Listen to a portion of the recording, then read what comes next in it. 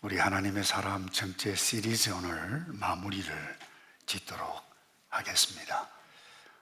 그날을 기대하며 사는 존재가 성도라고 하는 사실 오늘 나누기 원하는데, 이 땅에 살았거나 또 살고 있는 모든 사람 그날을 맞이하게 될 것입니다. 그날은 우리 주님께서 다시 오시는 그날입니다.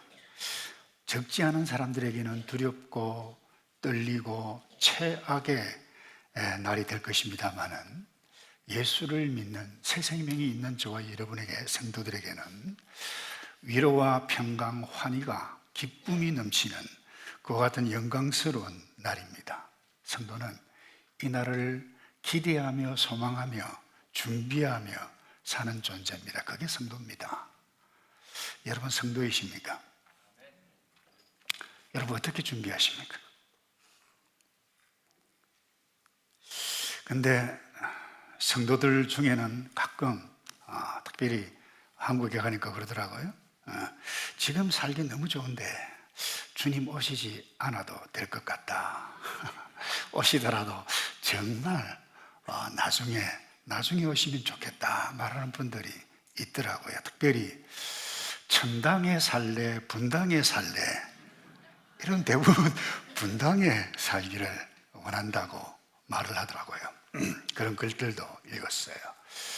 근데 여러분, 분당 살기 좋죠. 오클랜드 살기 좋습니다. 세계에 살기 좋은 것이 굉장히 많죠. 그럼에도 불구하고 한순간에 이 모든 것이 날아갈 그때가 반드시 옵니다. 오늘 9절을 볼까요? 그러나 주의 날이 도둑같이 올 것입니다. 그때 하늘은 큰 소리를 내며 떠나간다.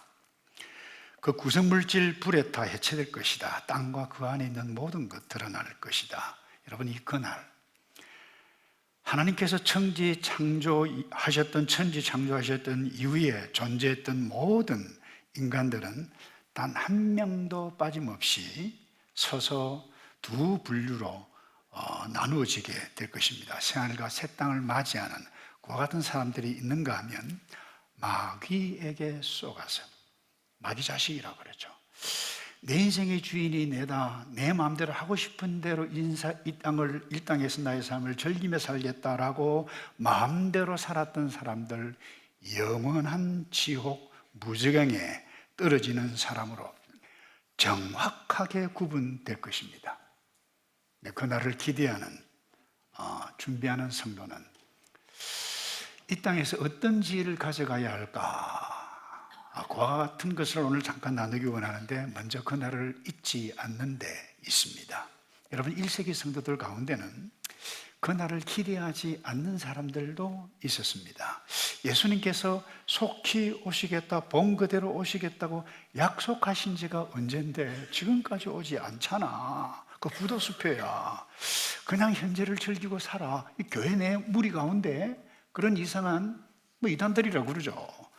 주장하는 사람들이 있었다는 거예요. 그래서 베드로가 오늘 본문에서, 제가 성경을 다 읽지 않았습니다만 본문에는 3절과 4절에 보면, 말세에 조롱하는 자들이 와서 말하기를 그가 재림하신다는 약속이 어디 있느냐? 조상들이 잠든 이래로 만물이 처음 창조될 때와 똑같이 이렇게 그대로 있다가 할 것이다. 교회 내에 있는 사람들 그러다는 거예요. 하나님께서 창조하셨다. 이것을 믿는 것이 아니라, 산과 바다, 동식물 우리가 태어날 때 보니까 있었는데 그게 진화돼가지고 계속해서 있는데 발전되고 항상 존재한다는 것입니다. 세상에 종말 같은 것 없다는 것입니다. 이것이 교회에 다니고 있는 1세기 때도 그렇습니다. 오늘날은 어떨까요? 더하죠. 여러분 소식 들었겠습니다만, 인권위원장 청문회 하는 것 보고 감사하기도 했고 깜짝 놀랐어요. 이 위원장이 하나님께서 천지를 창조하신 것으로 믿는다 그러는데, 신학도 했어요. 외국에서 국회의원이, 목사 아들입니다. 거기들 학교에서 가르친다고요? 신문지상을 받겠습니다마는 이상한 이슬람 극단주의 탈레반과 같은 사람으로 그와 같은 식으로 몰아붙이고 있는 이때에 살고 있습니다. 교회 안에 그와 같은 사람들이 있다는 것입니다. 혹시 이 가운데 그런 생각을 가지고 있다라고 하면 오늘 이 메시지를 아주 시리어스하게 진지하게 받기를 바랍니다. 그래서 베드로는 이런 사람들의 주장을 염두에 두면서 호소합니다. 우주가 생성된 것은 진화가 아니라 하나님께서 창조하신 하나의 사건이라고 하는 것을 우리가 알아야 됩니다. 여러분, 노아의 홍수 심판 하나의 사건입니다. 결코 창조된 이 세상이 그대로 있지 않고 주님이 오시는 그날이 되면 성도는 새로운 세상, 새하늘과 새 땅, 기쁨과 환희가 넘치는 날이 되지만 다른 모든 사람은 마귀와 함께 영원한 지옥, 무적행으로 들어갈 것입니다. 베드로가 이에 대해서 그들에게 호소를 합니다. 그리고 부탁을 합니다.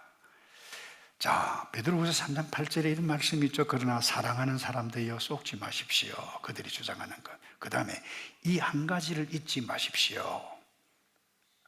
주께는 하루가 천년 같고 천년이 하루 같습니다. 베이그라고는 신학자는 이를 두고 하나님의 시간표, 인간의 시간표 차원이 다르다. 그래, 하나님의 때 속히 온다, 외더딘가 부도수표다, 속지 말라는 것입니다. 여러분, 물리학자들도 알지 않습니까? 더라서 우리가 빛의 속도로 똑같이 가면 시간은 정지됩니다. 그런데 하나님은 이 빛을 만드셨고 이 모든 것을 다스리시는데 더디 오신다고 없다, 창조 엉터리다, 아니라는 겁니다. 그날을 먼저 기억하되 이 날이 어떤 날인지 알아야 됩니다. 그 날이 어떤 날입니까? 주께서 약속하신 날.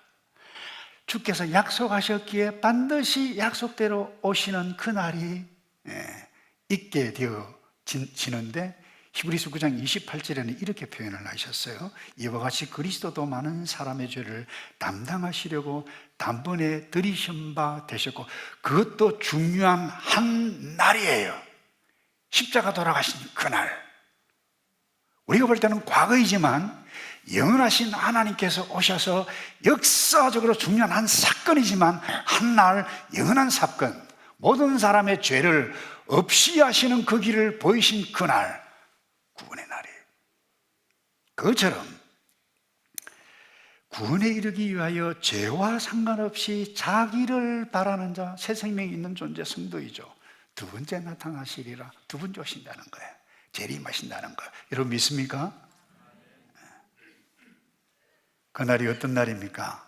그런데 많은 사람들이 멸망하는 날이라고 하는 것을 성경은 정확하게 말을 하고 있죠. 9절 하반절에 아무도 멸망하지 않고 모두 회개에 이르기를 바라신다. 이 말은 무슨 말입니까? 아무도 멸망이라고 하는 단어를 왜 사용하고 있습니까? 많은 사람들이 멸망한다는 거예요. 근데 이 메시지를 주신 이유가 무엇입니까? 한 사람이라도 멸망하지 않기 위한 하나님의 사랑의 마음을 베드로가 담고 쓰고 있는 1세기 성도들, 오늘 2부 예배 드리는 저와 여러분 말씀하고 있다는 거예요. 하나님의 사랑 때문이지 드디 오는 것이 결코 아니다. 반드시 그 날을 기억하라는 거예요.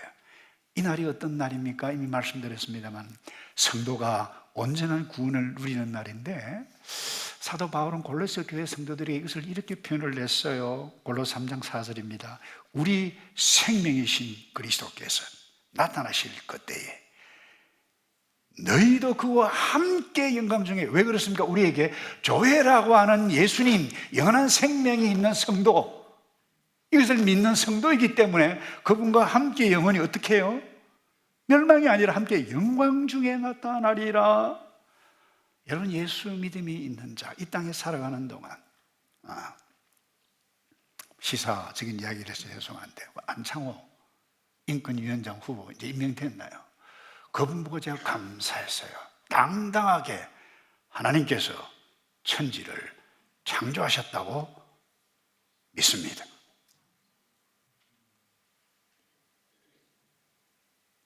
그런데 고통을 당해요. 뭔 저런 사람이 있어. 저 성소수자 보호하겠어? 인권위원장 되겠어?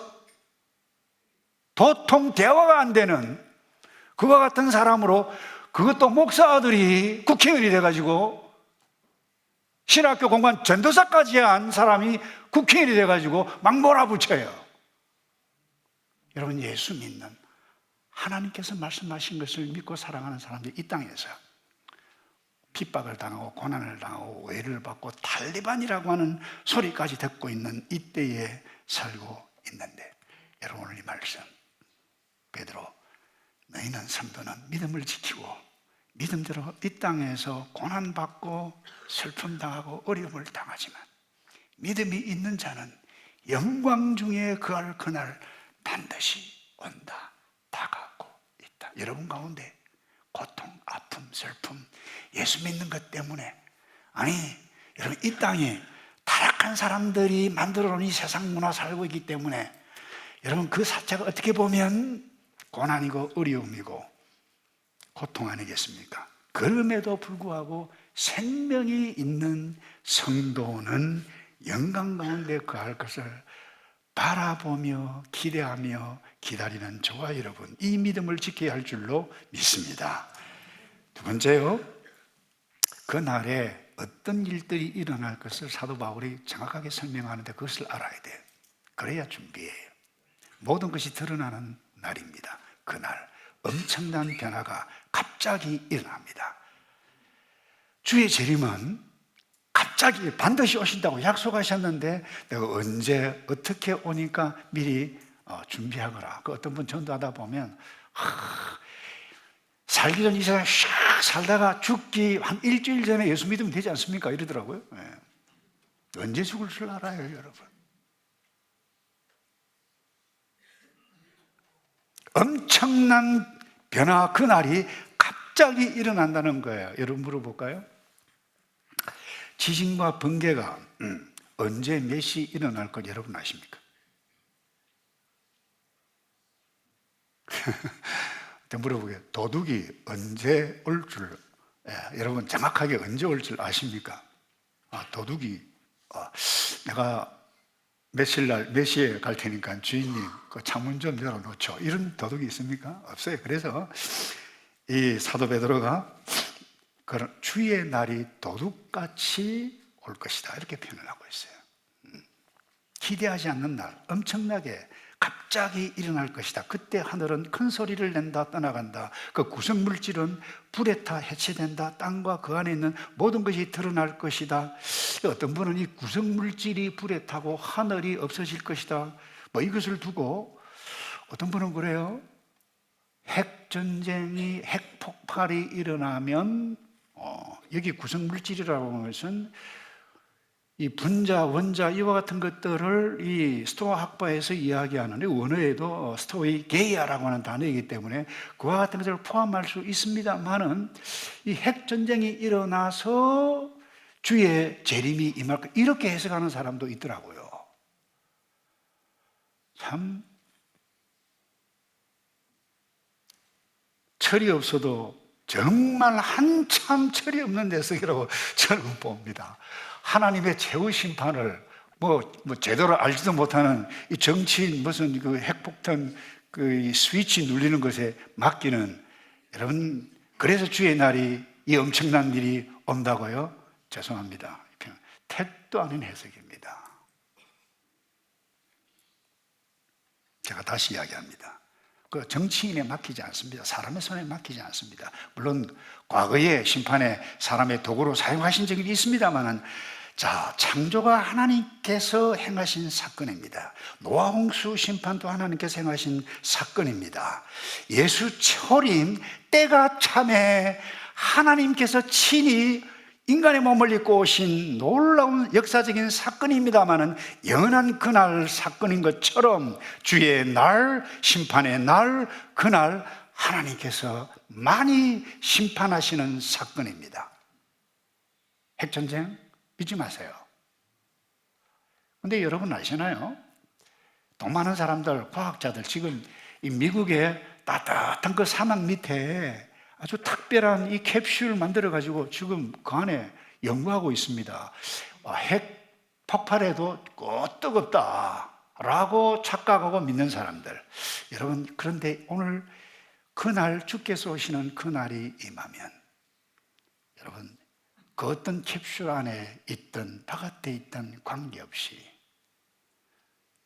모든 것 새롭게 되어지고 모든 것이 드러나는 일들, 이 드러나는 일은 무엇입니까? 이 하늘이 사라지고 이 말은 복수입니다.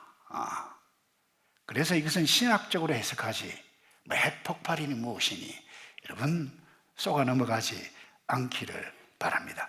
모든 악의 세력들이 완전히 드러나는 그날뿐만 아니라 새하늘과 새 땅이 갑자기 임하게 되어진다라고 하는 사실, 믿는 자는 바로 그날 주와 함께 할 것입니다. 언제요? 그날에. 그리고 그날이 더딘 이유 정확하게 알아가야만 합니다. 이 교회 내 거짓 무리들, 조금 전에도 제가 설명을 했습니다만 주님의 재림은 더딘 것이 아니라 아예 오지 않는다, 그 부도수표다 라고 말한 사람들이 있었는가 하면, 또 어떤 성도들은 주님 오신다고 약속했는데, 이 고난 가운데 있는데 빨리 오시면 좋겠는데 왜 안 오시나, 왜 드디어 오십니까?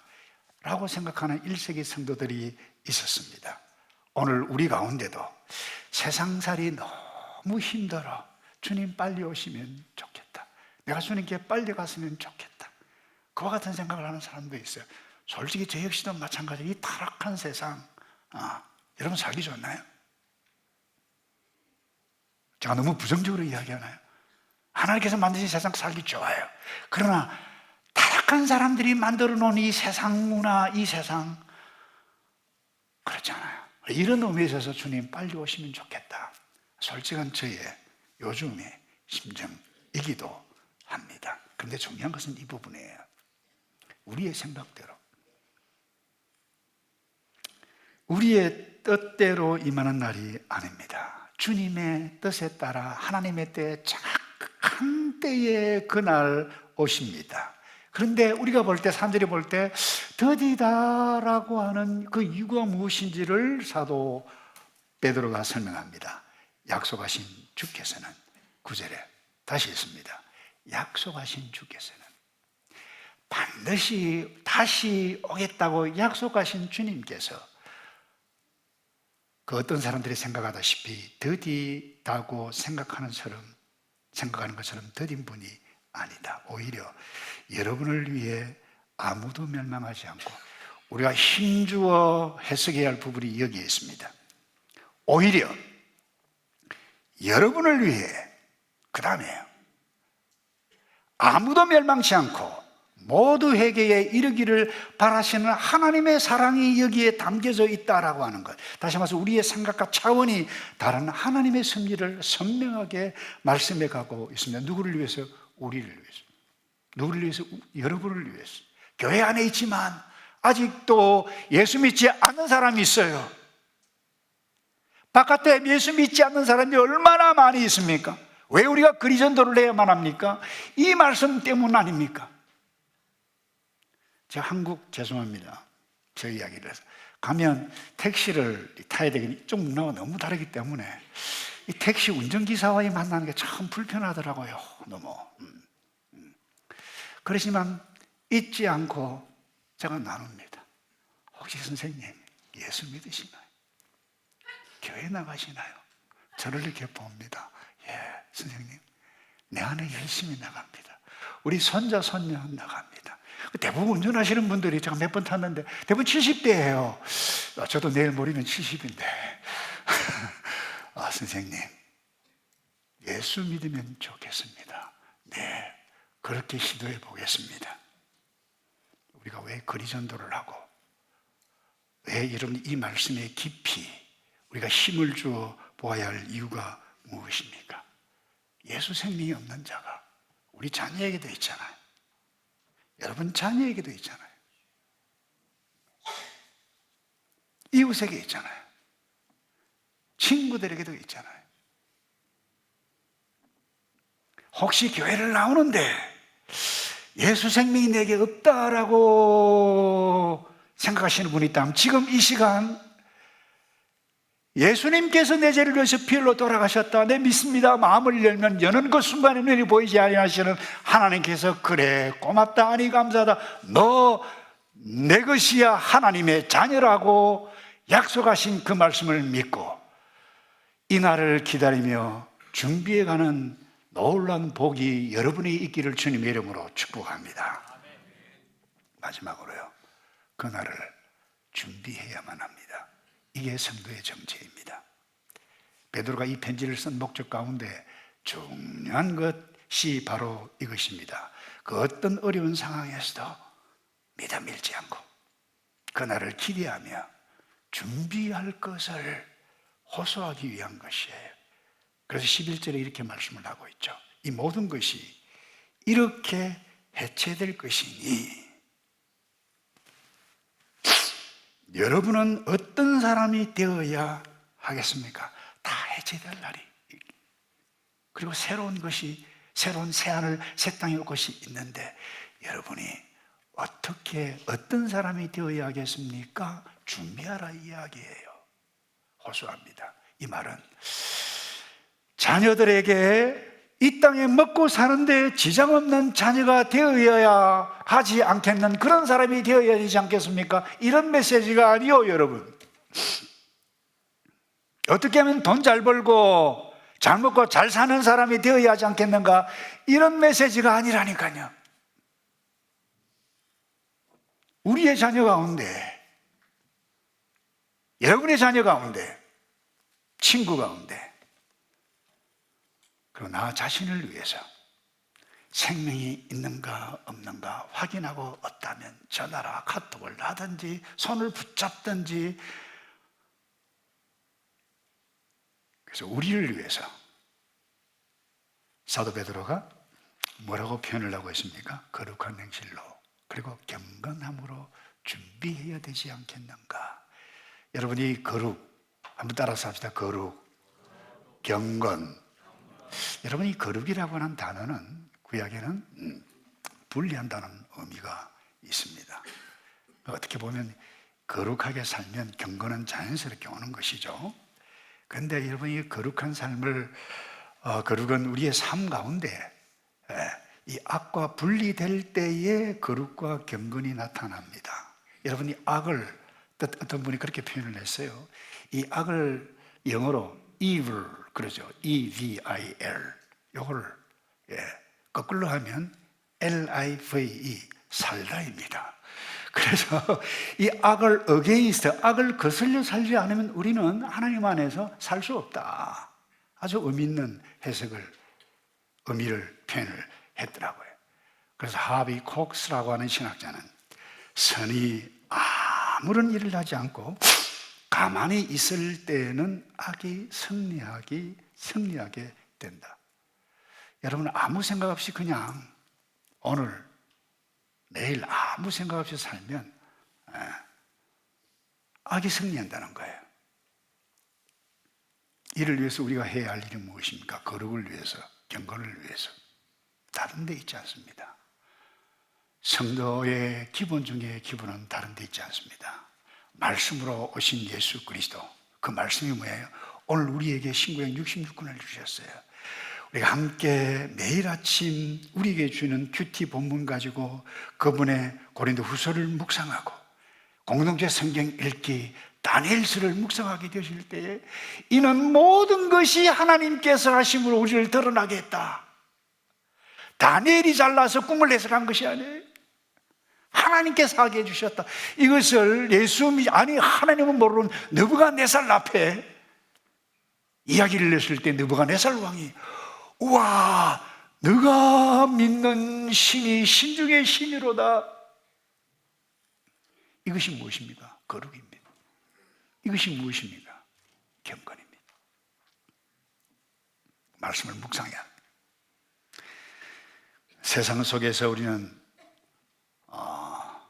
성도로서 살아가는 삶은 교회 안에서만 사는 것이 아닙니다. 매일 성경만 묵상하고 기도원에만 있는 것이 아니라는 거예요. 세상 속에서, 사람들 가운데서 이 말씀을 붙잡고 이 말씀 가운데 내가 도와야 할 사람이 무엇인가? 내가 오늘 저 사람에게 어떤 말을 해야 할 것인가? 은행과 관계 있는 것, 그것이 뭐예요? 거룩과 경건이라고 하는 것입니다. 근데 세상 사람들은 어떻게 살죠? 다른 데 없습니다. 좀 더 넓은 집, 좀 더 많은 집, 좀 더 편리한 삶, 성공을 위해서 치열하게 살아갑니다. 성도 역시 당연히 돈도 많이 벌어야 돼요. 열심히 살아야 돼요. 그러나 그것에만 집중하게 되어지면 이 경건을 잃어버립니다. 거룩을 잃어버립니다. 주의 날 사모하는 마음 없다는 겁니다. 결국 성도는 이 땅에서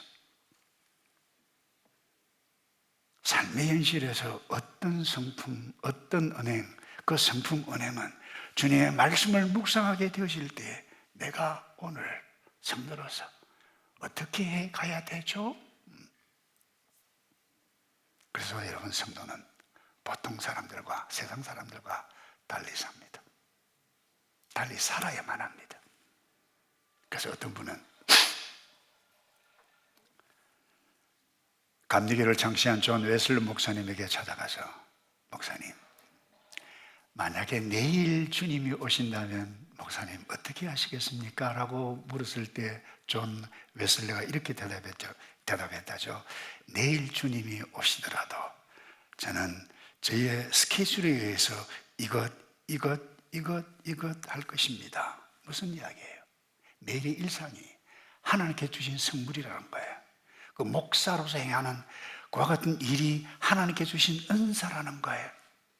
말씀을 전하는 것이, 하나님께 말씀을 전할 수 있는 능력, 만나서 행해가는 모든 것들, 하나님께서 시간과 능력과 물질까지도 모든 것이 뭐예요? 은사이기 때문에 성도로서 살아간다는 거예요. 그게 거룩이고 그것이 경건이라는 거예요. 여러분, 우리는 운동도 하고 놀기도 하고 하하하고 재밌게 누려야만 합니다. 이 땅에서 하나님께서 누리라고 주셨어요. 그러나 잊지 말아야 할 것은 내가 왜 사는가, 무엇을 기대하고 사는가, 무엇을 준비하며 살아가는가. 모든 건 나의 시간, 능력, 돈, 자녀까지도 하나님께 주신 은사여 선물이다. 이것을 기억하고 하나님을 높이는 데 집중해야만 합니다. 오기 전에 한 목사님이 쓴 칼럼을 제가 읽었는데 도전을 받았어요. 한 근사님, 미국에서 사시는 근사님이에요. 이 근사님이 오래전에 한국에 와서 18년 동안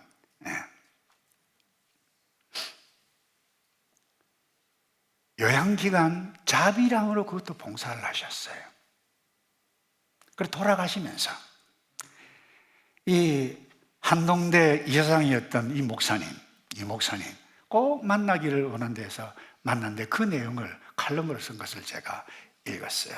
목사님, 이것 저희가 살던 미국 집을 팔아서 오래전에 산 아파트였는데 올라가지고 엄청 액수는 이야기하지 않겠어요. 하나 얼마. 그리고 그곳에 가서 이민 가서 그야말로 피땀 흘려 번 돈, 미화 수십만 달러입니다. 이 재산 한동대학교에 기부하겠습니다. 그런데 이름 절대로 밝히지 마십시오. 근데 이것은 저희의 눈물과 땀을 이곳에 심습니다. 한동대에 심는다는 거예요. 하나님께서, 그 근사님 말이, 하나님께서 많은 청년에게 열매 맺게 하시면 이보다 그보다 더 큰 보람이 또 어디에 있겠습니까? 저 노후 걱정하지 않습니다. 그 다음에 그리 저에게 큰 도전, 울림이 있었어요. 저는 미국에 들어가면 정부가 지원하는 노인복지 아파트를 신청했는데 그곳에 지내면 된다는 곳이었어요. 근데 미국으로 귀국한 지 얼마 되지 않았는데 연락이 왔더래요. 목사님, 나왔습니다. 감사합니다. 그렇게 좋아했다라는 거예요. 그 칼럼을 제가 읽었는데, 여러분, 내게 있는 모든 것, 우리 믿잖아요. 시간, 물질, 모든 것 주께서 주신 은사로 인식할지라도 여러분 이렇게 살기는 쉽지 않을 것입니다. 그럼에도 불구하고 그 칼럼을 쓰고, 그럼에도 불구하고 이 베드로 이 서신을 통해서 함께 나눈 이유가 무엇입니까? 무엇을 준비하지? 거룩이 무엇이지? 경건이 무엇이지? 그러면서 사도 베드로는 마지막으로 그날을 사모함으로 준비하라고 말씀해 가고 있습니다. 12절입니다. 하나님의 날이 임하기를 바라며 간절히 사모하십시오. 여러분 기억하시는 예수님께 친히 비유를 하셨어요. 열처녀 비유. 5처녀는 아이고 막 신랑 오면 일어나면 되죠. 지금 잤는데 신랑이 왔다 했는데 벌떡 일어나 등불을 들고 나가려고 하는데 등불에 기름이 없어요. 글쎄 후에 막심했습니다. 여러분 어떻게 준비하고 계십니까? 이 이야기 하나만 하고 마치겠습니다. 과거에 연세되신 분을 하겠습니다만 우리 한국이 참 어려울 때에 우리 남편들이 저던 중동에 가서 일을 하고 돈을 벌어 한국에 보냈습니다. 그때 한국 경제 발전에 큰 미끄럼이 되었다고 우리 성도 가운데 그런 분들도 있어요. 그러니까 남편을 해외 보내고 거기에 남은 대부분의 아내는 남편 고생하는 것 생각하고 참 자녀들 잘 양육하고 열심히 그야말로 살았지만은 적지 않은 아내들은 와 남편 없다 자유다 하고 막 이곳저곳 돌아다니면서 카바레 다니고 막 춤바람이 난 사람들이 적지 않았습니다. 그런데 어느 날 편지가 왔어요. 남편에게 내가 언제 온다라고 편지를 받았는데 이 아내는 어떤 아내는 얘들아 아빠 온단다 집 청소하고 예쁘고 준비하는데 어떤 아내는 이를 어쩌고 춤바람 난 아내. 여러분 교회는 다시 말해서 성도 그리고 예수님과의 관계를 영원한 신랑과 정결한 신부로 비언유를 하고 있습니다. 여러분 정결한 신부는 신랑을 기다립니다. 사모합니다. 빨리 왔으면 좋겠다. 여러분 만약 내일 우리 주님이 오신다면 여러분은 어떤 감정, 어떤 반응을 하시겠습니까? 말씀을 마무리합니다. 여러분 누구로 살아가고 있습니까? 성도로 살아갑니까? 아니면 그냥 살아갑니까? 제가 부탁합니다. 매일이면 더 좋고 매일 안 되면 일주일에 한 번이라도 일주일에 안 되더라도 한 달에 한 번씩이라도 아니 한 달 안 되죠. 적어도 1년에 한 번쯤이라도 그날이 내게 다가온다. 주님이 오신다. 이거 생각하면 생각이 달라질 것입니다. 삶이 달라질 것입니다. 우리가 언제 주님 앞에 설지도 모릅니다. 주님 오실 때까지 정결한 신부로 살아 그날에 주님 가슴에 머리를 쳐박고 주님 예수님께서 너 수고했다 착하고 충성된 종이라고 칭찬받는 우리 모두 되기를 주님의 이름으로 축복합니다. 기도하겠습니다. 예수님 날 위해 죽으시고 우리를 성도로 부르시고 우리를 교회로 세워주셨음을 감사합니다. 주님 오실 때까지 성도로 준비하며 살아가도록 우리를 꼭 도와 주시옵소서. 예수 그리스도의 이름으로 기도하옵나이다. 아멘.